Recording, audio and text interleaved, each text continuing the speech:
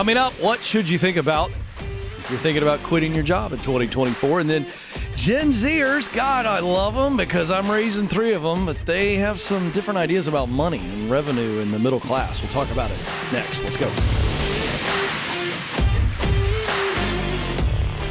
All right. The numbers are out there and they are being reported on a regular basis.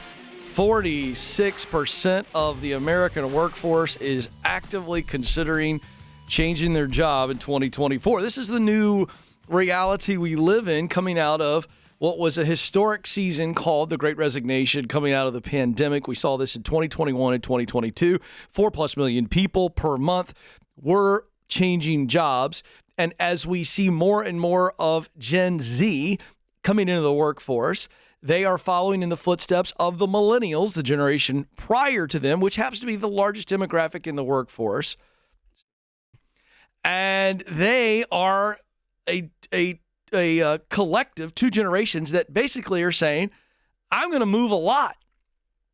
And what we mean by that is moving professionally, which means changing jobs, which means and then quitting. So if you are somebody who's thinking about it, but you're back and forth, in other words, there's an old phrase called double-mindedness. You're double-minded. When you're 1 minute, you're going, I think I want to move on. The other minute, I don't know if this is a good decision. This is good tension. This back and forth, hot and cold. I think Katy Perry has a song, you're hot and you're cold. Da-da-da. That's all I know. And you're back and forth. I get it. By the way, for a major decision like this professionally, your next move professionally, there ought to be some tension. You ought to be hot and cold, as Katy Perry said, right? That means that you're actually wrestling with it and we aren't making a snap decision.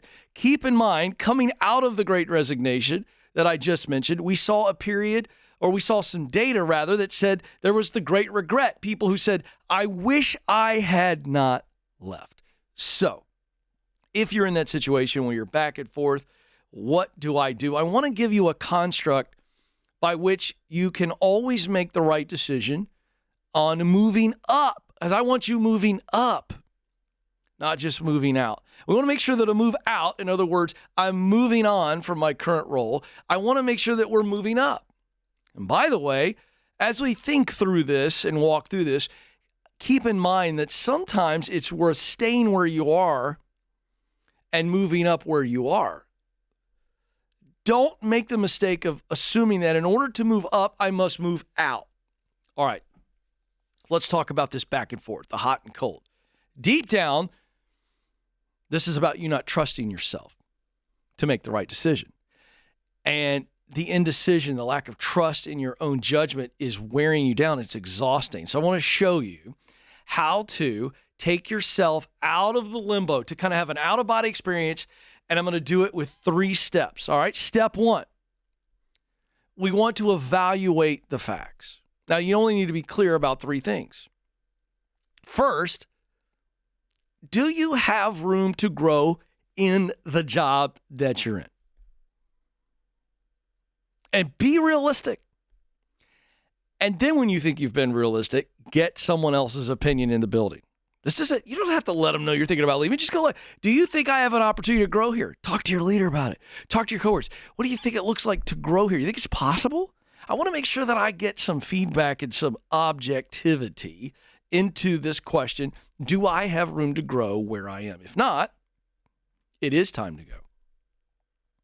Second, is the environment that I'm in, is it truly unhealthy? Now, the word that gets used in today's world is toxic, and I think that it's become too commonplace.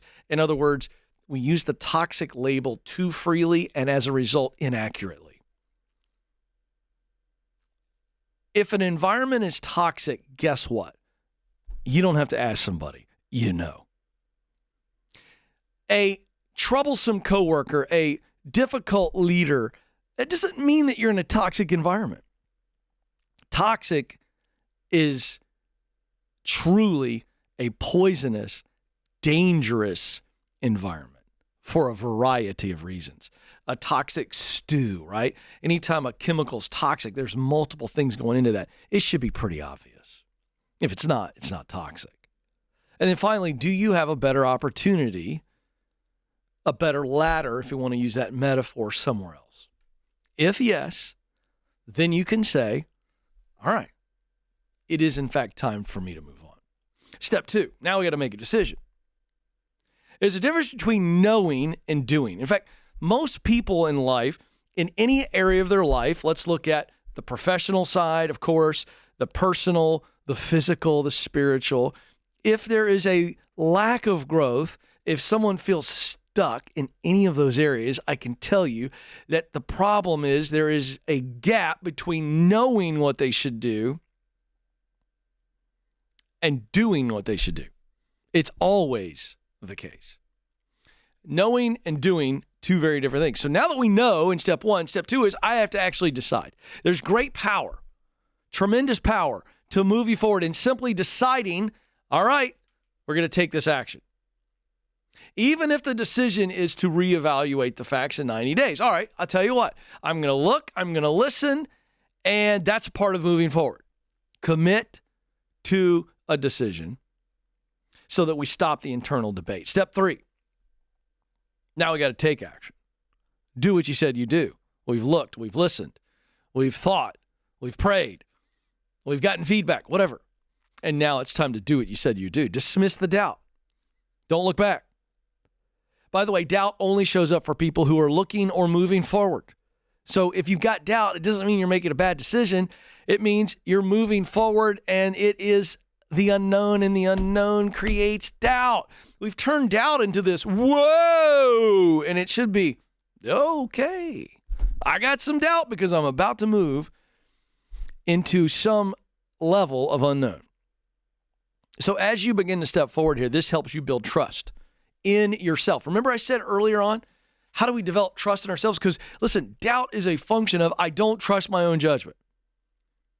And so this will begin to help you see, wait a second, as I follow through, I see that I am to be trusted and that I can and do make good decisions. So if there are lessons learned, because there are going to be things that happen in the unknown, you apply them to the next decision. You're still better off.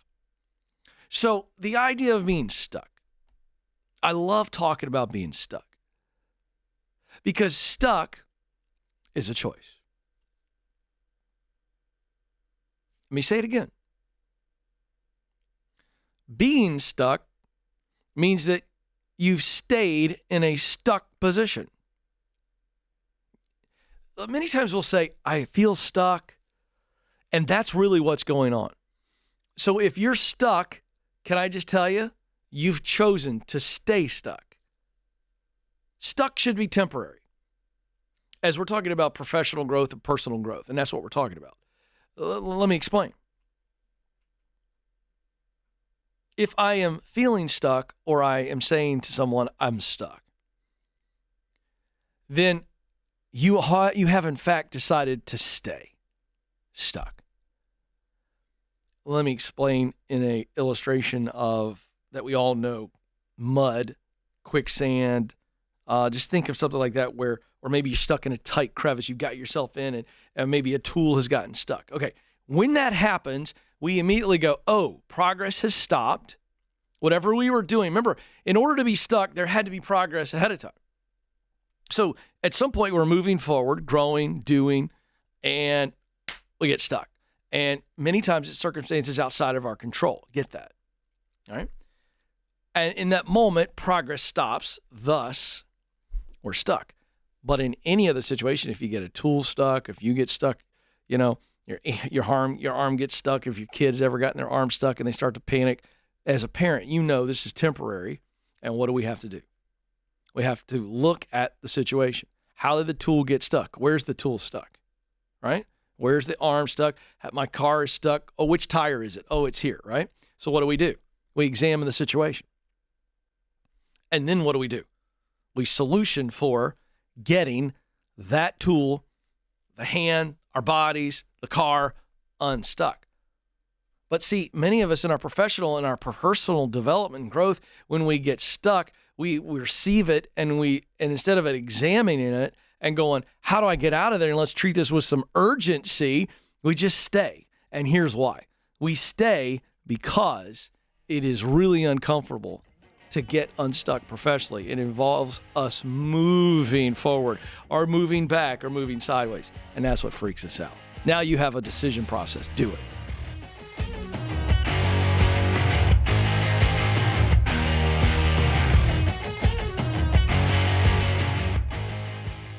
Hey folks, I want to tell you about one of our viewers, Nick. He was a high school chemistry teacher, not making enough for his wife to stay home with their kids like they wanted, and he needed a change. A friend told him about a tech job, and a few days later, Nick also heard about Bethel Tech and their full stack development program on this show. So he enrolled. He got in, he crushed it, he got hired before he even finished, and now, ready for this, makes $20,000 more with opportunities to make up to $150,000. So, what does your life look like a year from now if you were to move into tech? Will you bet on yourself like Nick did? For as little as $5,000 in just 15 weeks of your time, you can learn a skill that will land you a great job in tech. And remember, Ken Coleman viewers get a 10% discount. To find out more, go to betheltech.net/Ken Coleman.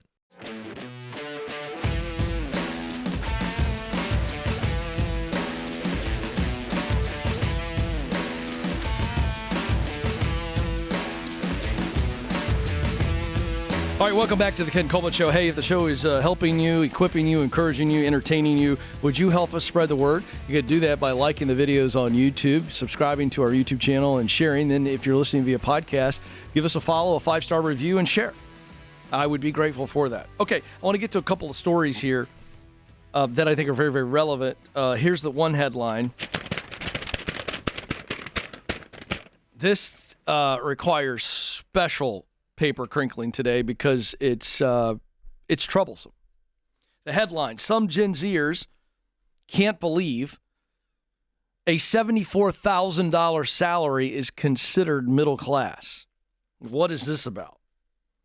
A recent Newsweek survey indicated Gen Z didn't consider $74,000 middle class. And so there is a viral TikTok that has also gained a lot of traction. An Orlando real estate agent went on TikTok after sharing this Newsweek study. And $74,000 to a lot of Americans is a really good salary. Okay, and I'm going to unpack that for you. The video's gotten 8 million views and probably more since, obviously, we put this together for the show.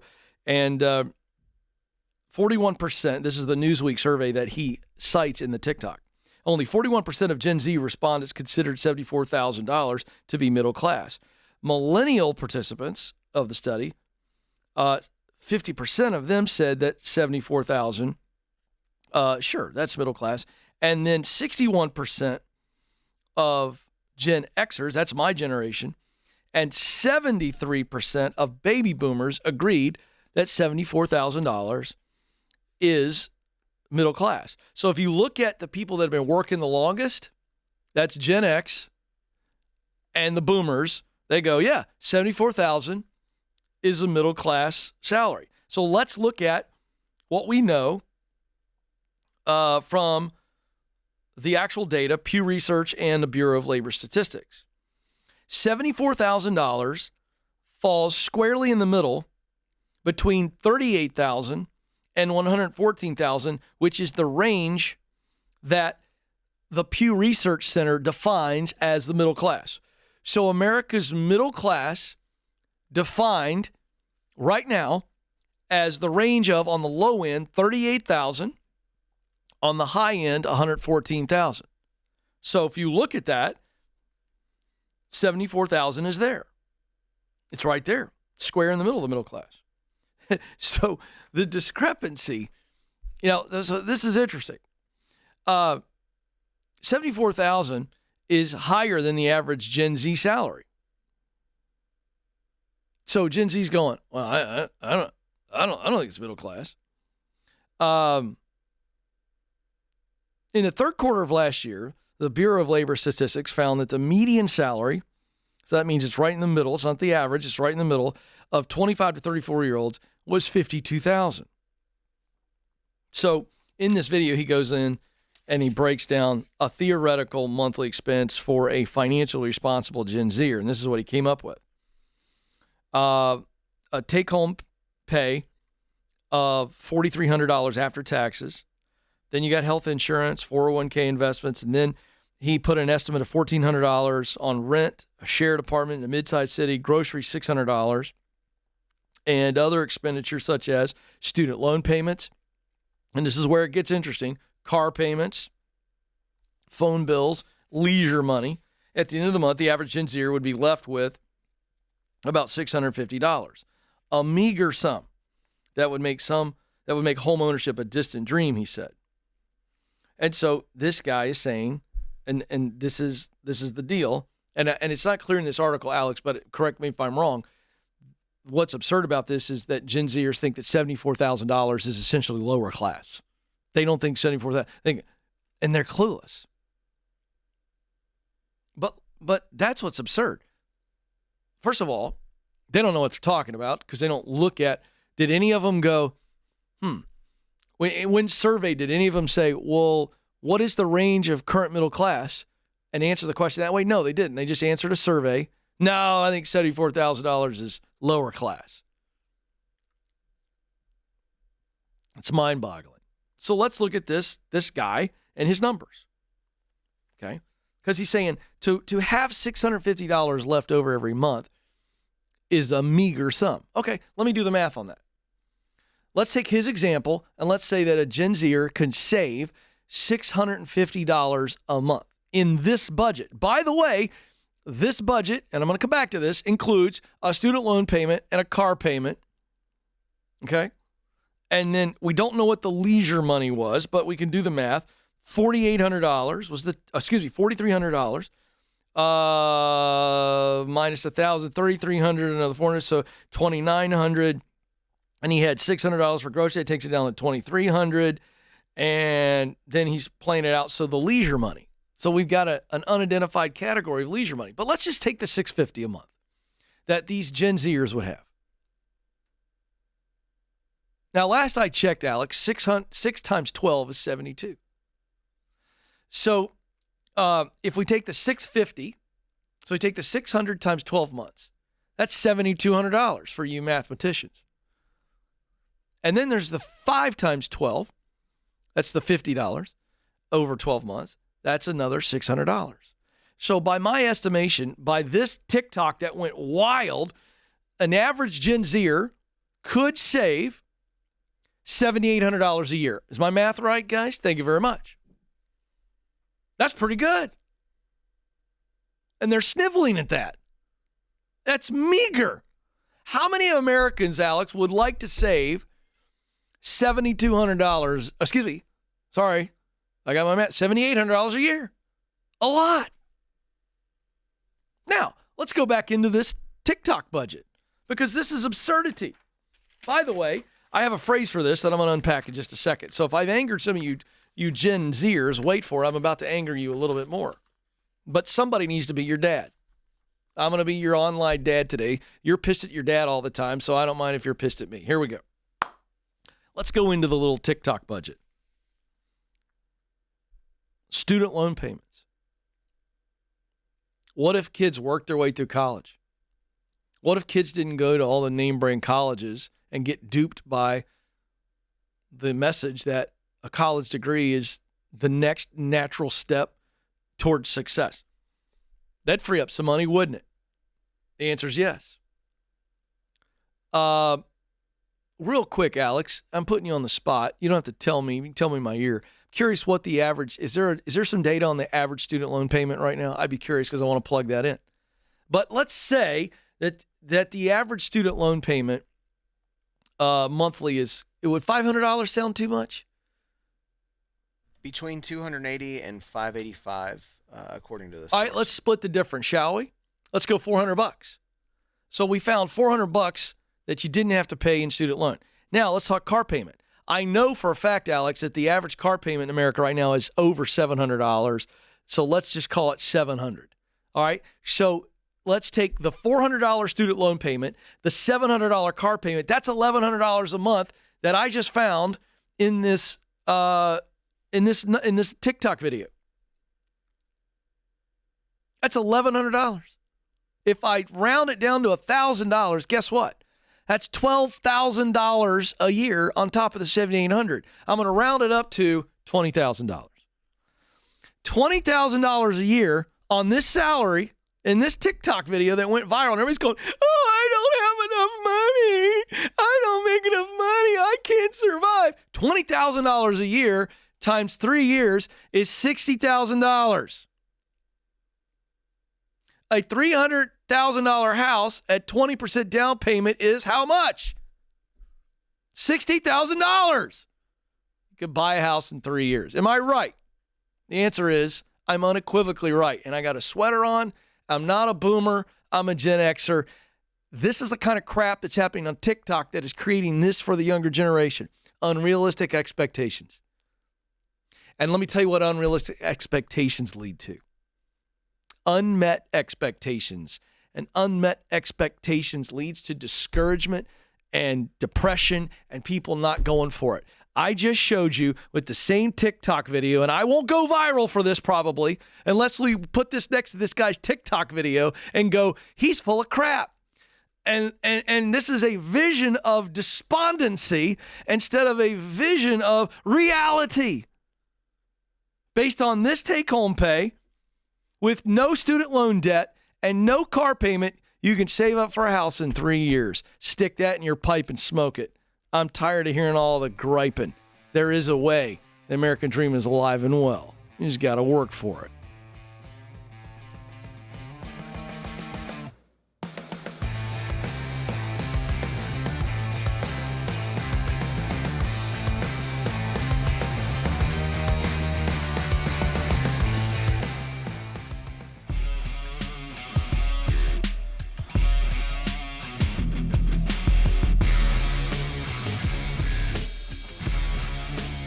All right, welcome back to the Ken Coleman Show. Thrilled that you're with us. Hey, if you ever want to get coached up, you can do that. Email the show, ask@kencoleman.com, and we'll get you on. Let's go to Tara right now, who is in Louisville, Kentucky. Tara, you're on the Ken Coleman Show. How can I help? Hello. Oh, I got to hit the button, or I tried, guys. You're going to have to help me manually. Sorry. I did something wrong, Tara. My fault. What's going on, Tara? Hey, Ken, how are you? Other than pushing the wrong button, I'm great. Glad to get you on. What's happening? Okay, so I recently left my job as a mail carrier, and I've been applying for jobs for going on 3 months. I've had a few interviews, gotten to the final round, and I keep getting passed up for what I think are entry-level jobs by people who have decades of experience. So I'm trying to figure out what am I doing that I keep getting passed up. Yeah. Well, you might be fishing in a pond that you don't have all the equipment for. Could be. We'll see. What are you applying for? Can you summarize these jobs? Is there some consistency in these? So I did the Get Clear assessment about 2 years ago. I'm probably the exception to the rule where it didn't quite hit me on the head, but it did give me some helpful advice. I'm looking into like project management or paralegal work. And okay. I'm not qualified to be a project manager, but I've researched the roles that could get me up to that point. And those are the roles I'm applying for. And it seems like, I get in there, I impress them with what I have and my ambition to get in there and learn and build myself up. And then the unicorn candidate applies. Mm-hmm. Okay. I want to go back then. So do you have your assessment results? Because I've never heard anybody tell me that the assessment didn't nail them, that was wrong. And I want to take a shot at me being wrong, because the assessment isn't about me. The assessment is you. Your answers spit out. The way you answer the question is what's caused the results that you got. And I'd like to actually dive into those just for a couple minutes, because we might find something, and then I want to address what's going on here. So I'm just really curious. Do you have your results close by? Yes. Let me pull them up real quick. Okay, I love this. Almost there. I got my computer right in front of me. I love it. And actually, the day that I took the assessment, I had just been fired from a job that I thought I was doing well at. So I think my frame of mind was definitely a little not normal. Probably should have waited a few days. Yeah. I wonder. Yeah. Okay. Okay. Well, that's all I want to dive in on is the stuff the results that you say, this didn't hit me. I don't think this is really me. And if we can figure that out, great. But I want to look into that. So once you have the results, read them to me slowly. Or actually, I would almost want you to look at your purpose statement and tell me the you're like, this was right, this was spot on, this one wasn't, this one. I'm curious. Okay, let me get down to that. Or you could scroll through the top threes and tell me where you thought it was off. Okay, so one specifically was in talent number 2, connection. I was reading off the results after I got them to my mother-in-law, and she's like, that doesn't sound like you. You're very much an introvert, and I love people. I love meeting people. I love trying to connect with people, but it does not seem like it should be my number 2 talent. Well, let me push back on that. So it's because of the way you interpreted it. Okay. If you go back and reread the description, I think you would probably see it, but let's just dive into this. What if I told you, as an extreme extrovert, that while I'm really good at making connections, and that's what your mother-in-law is focusing on, meaning I connect a lot just by sheer force and activity, but I'm not as good as you are at the deep connection, which is truly what we're talking about here. The talent of connection is the ability to go deep with somebody. And introverts are better at it. By the way, this is data, not my opinion. There's a book written by Susan Cain called Quiet, and it's all about introverts because we live in an extrovert world. You agree with that, don't you? Yes. But don't you think introverts are better at connection because they're not moving around the party? They're hanging out on the couch with one person. Who do you think's better at making a true connection, an introvert or an extrovert? The introvert that's not working the room. So do you think that your mother-in-law is wrong? Possibly. No, she's absolutely 100% wrong. I'm right. I wrote the assessment. The talent of connection is not about moving around the room, networking. The talent of connection is eyeball to eyeball, knee to knee. You walk away with a heartfelt and deep connection that matters and lasts. Do you see the difference? Yes. So who's right, me or your mother-in-law? You are. Who's right, you or your mother-in-law? Because it was your answers. Me. You're actually really good at connecting with people. And I don't mean networking. I said connecting because you said you love being with people. So as an introvert, you're a great connector, not a networker. Do you see the difference? Yes. All right. What else? Now that we solved that one, what else? That was pretty much the one that was sticking out to me. There it is. So when you look at your assessment results, read it to me. Read the purpose statement to me. Not super fast, but so that I can catch up because I want to see those results. Go.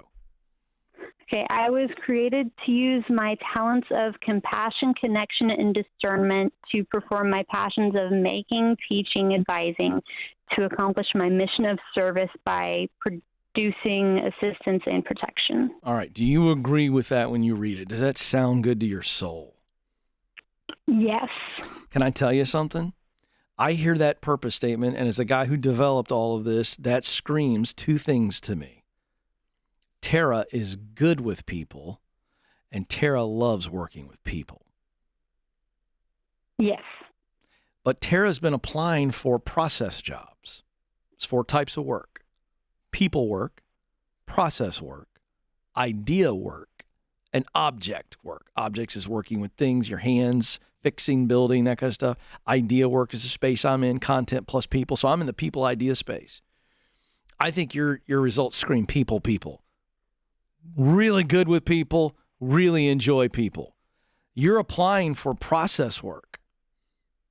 The project management has a high people quotient to it, so I'll allow that could develop well for you eventually, but you're applying for jobs that are too high up the ladder for you. That's the simple answer. You've got to be patient, and you got to go maybe a level lower or 2 levels lower than the jobs you've probably been applying for, because simply put, you're being beat by people who have a little bit more experience. So you've got to level the playing field for you. And leveling the playing field for you means the people that have been walking in with all the extra experience, they're not walking into the same room that you're walking into. Does that make sense? Yes. Now, that means you got to be patient, and being patient sucks. Can I just tell you? But I also think you're applying for the wrong jobs.